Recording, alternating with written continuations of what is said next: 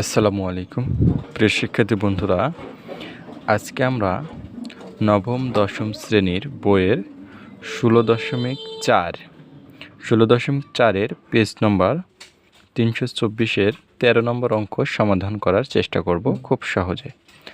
তো আমাদের দেওয়া আছে একটি ঘনক আকৃতির বস্তুর পৃষ্ঠতলের ক্ষেত্রফল 2400 বর্গ সেন্টিমিটার হলে এর কর্ণের দৈর্ঘ্য কত? অর্থাৎ আমাদের একটি ঘনক আকৃতির কর্ণের দৈর্ঘ্য বের করতে বলেছে। তো আজকে আমরা এই অঙ্কটা খুব সহজে করার চেষ্টা করব। দেখো, আমাদের পৃষ্ঠতলের ক্ষেত্রফল দেওয়া আছে হচ্ছে 2400 বর্গ সেন্টিমিটার। তো আমরা দেওয়া আছে বলে লিখব, দেওয়া আছে আমাদের কি দেওয়া আছে, ক্ষেত্রফল সমান 2400 বর্গ সেন্টিমিটার। এটা আমাদের ক্ষেত্রফল দেওয়া আছে। এরপরে আমাদের শুধু একটি মাত্র মান দেওয়া আছে, তা হলো ক্ষেত্রফল। এই মানের উপর নির্ভর করে আমাদের এই কর্ণের দৈর্ঘ্য নির্ণয় করতে হবে। তো চলো আজকে আমরা দেখে নিই ঘনক আকৃতির বস্তুর পৃষ্ঠতলের কিছু সূত্র। আমরা জানি ক্ষেত্রফল, তোমরা লিখবে সুন্দর করে সাজিয়ে গুছিয়ে। আমি এখানে শুধু লিখছি, তোমাদের বুঝিয়ে দিচ্ছি। ক্ষেত্রফল সমান 6a² এবং দৈর্ঘ্য √3a। এটা আমরা লিখে নিলাম।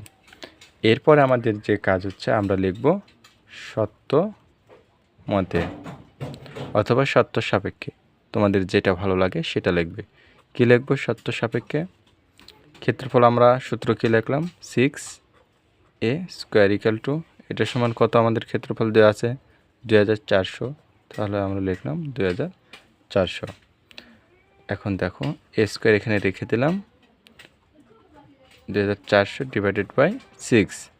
এটা দ্বারা যদি এটাকে ভাগ করি তাহলে আমাদের আসবে হচ্ছে 400। তোমরা ভাগ করবে ক্যালকুলেটরে, তাহলে a² সমান এত। অর্থাৎ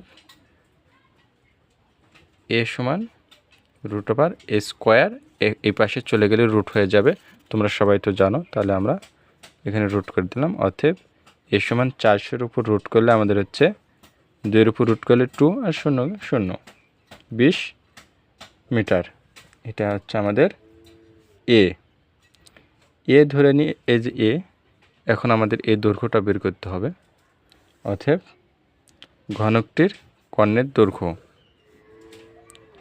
ঘনকটির কর্ণের দৈর্ঘ্য সমান সমান √3a, √3 গুণ এর মান আমরা কত পেয়েছি এখানে? 20 = 20 দ্বারা √3কে গুণ করলে আমাদের হচ্ছে 34.64 মিটার। এটা হচ্ছে আমাদের সেই কাঙ্ক্ষিত অ্যান্সার। তো আমরা খুব সহজেই এ ধরনের অঙ্ক এভাবে সমাধান করতে পারি। এ ধরনের অঙ্ক পরীক্ষায় আসার খুবই সম্ভাবনা ক নম্বর দিয়ে দিবে। তো তোমরা খুব সহজেই এভাবে করতে পারবে। আগামী কোনো ভিডিওতে দেখা হবে। ততদিন সুস্থ থাকো, সুন্দর থাকো, এই আশা কামনা করে আমি শাহিন এখানে বিদায় নিচ্ছি। আসসালামু আলাইকুম।